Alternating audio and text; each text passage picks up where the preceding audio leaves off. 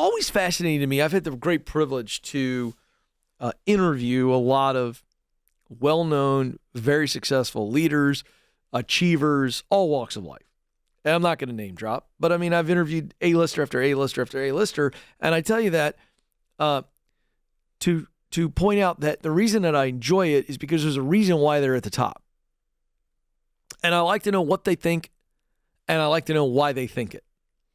So I love that the team pulled this article from Fortune magazine.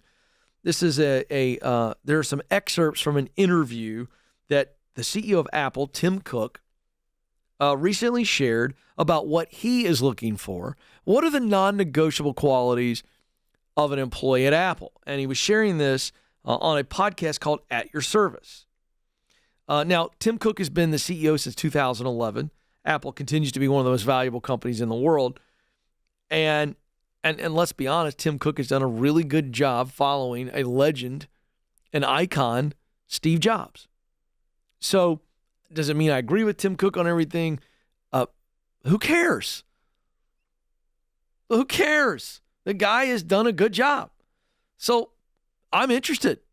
You should be interested. If you are a leader, you are a manager, if you are somebody who wants to grow professionally, you should be interested in what he says. So here we go. Interesting, by the way, because of our relationship with Bethel Tech. I'll tell you more about that in a second. He did encourage in the interview, he said, I encourage job seekers across the board, whether they're applying at Apple or not, to learn some coding. Now, here's why. He said it's a form of expressing yourself. It's a global language. It's the only global language we all share. The ability to code and make something. And Alex, I thought that was very interesting because I actually probably need to take a course at Bethel Tech since I know the CEO. I should probably do it for free and just see what happens. Because I've always wanted to put Ryan Collins to the test on that. Because he's always like, look, no matter what technology experience you have, we can teach you to code. And then I read this from Tim Cook. He's going, look, you can express yourself, which means I could develop a website, an app, or whatever. It's a way of expressing myself. Would it be a good website or a good app? That's not the point. The point is I could do it. And I think Cook makes a very interesting point. I think he's right. It's a global language. He said, so I recommend it, but we hire people that don't know how to code. By the way, to that end, betheltech.net, if you want to learn how to code and do it really, really well on your schedule at a very affordable price, and they place you, betheltech.net, tell them Ken Coleman sent you. You'll get a discount because you know me.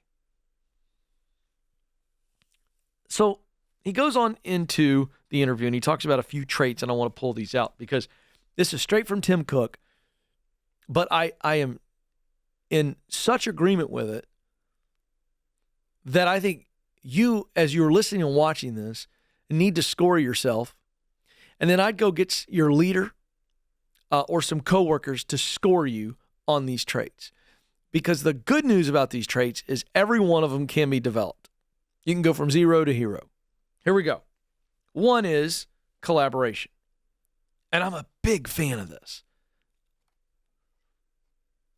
Alex could tell you, if I'm in a meeting one-on-one versus a meeting with several people and several people are weighing in, it just fires my brain. I just do really well in a collaborative environment.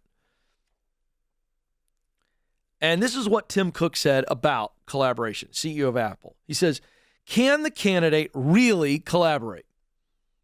Do they deeply believe that 1 + 1 = 3? I do deeply believe, he says, that bouncing ideas off one another creates a bigger idea than either one of us can generate on our own. And I think that's well said, and I couldn't add one comma, colon, any word to that. I think that is absolutely true. By the way, let me tell you what collaboration isn't. Collaboration is not just sitting in a room and being agreeable to a group conversation. That's not collaboration. That's just agreeableness and niceness, and that's fine. Collaboration is you get your skin in the game when everybody else has got their skin in the game, and you're not trying to dominate. You're bouncing off of it. Oh, okay, I like that. What about this? What about this? That's true collaboration. Checking your ego at the door, but completely putting your creativity on the table. That's how I would define collaboration. Checking your ego at the door, but fully engaging in your creativity.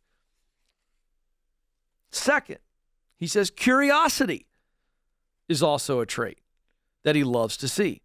He said people that ask questions, that are curious about how things work, how people think, all of the whys and the how questions.